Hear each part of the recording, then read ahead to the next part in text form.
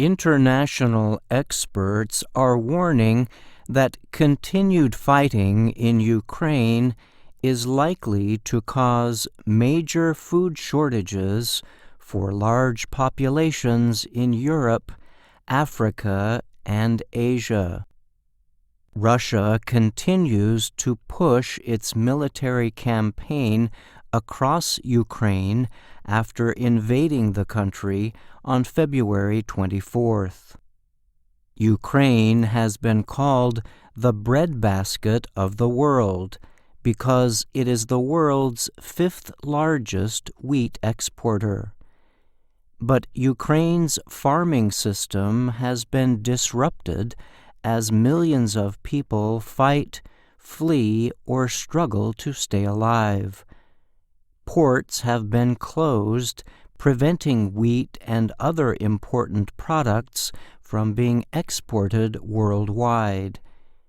Wheat is widely used internationally to make into bread, noodles, and animal feed.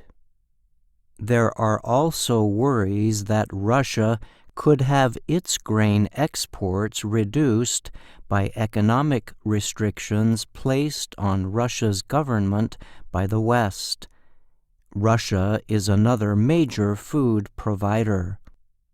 While there have not yet been worldwide disruptions to wheat supplies, prices have risen 55% since a week before the invasion. Arnaud Petit directs the International Grains Council.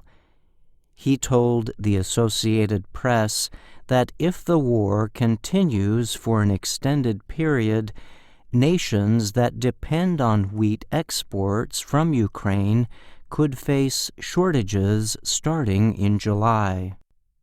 Such shortages could create food insecurity and push more people into poverty in places like Egypt and Lebanon. Many people in those countries depend on government-supported bread programs. Egypt is the world's largest wheat importer. Ahmed Salah, a 47-year-old father of 7 in Cairo, told the AP that shortages always bring higher food prices. That, he said, could have catastrophic effects on the majority of Egyptians. Anna Nagurney is an expert on supply chains and economics at the University of Massachusetts Amherst. She told the AP that wheat, corn, oils, barley, and flour are extremely important to food security, especially in poorer parts of the world. With Ukrainian men being called on to fight, Nagurney asked, who's going to be doing the harvesting? Who'd be doing the transportation? Syria, which is still involved in conflict, recently announced it would cut spending and take steps to ration some foods. In nearby Lebanon, officials are seeking to make up for a predicted wheat shortage since Ukraine provides 60% of its supply. Wandel Silobo is chief economist for the Agriculture Business Chamber of South Africa. He said African countries imported agricultural products worth $4 billion from Russia in 2020.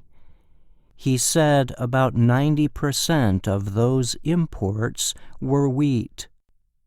In Nigeria, flour producers believe a shortage of wheat supplies from Russia would affect the price of bread, a common food in Africa's most populous country. All of us need to look elsewhere in the future, said Topwe Ogung. He is with Honeywell Flour Mills plc, one of Nigeria's biggest flour processing companies.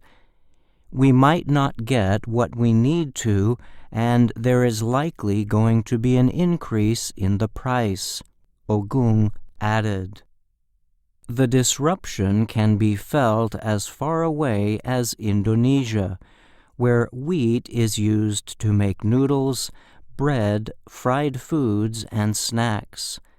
Ukraine was Indonesia's second-largest wheat supplier last year, providing 26% of all wheat used in the country.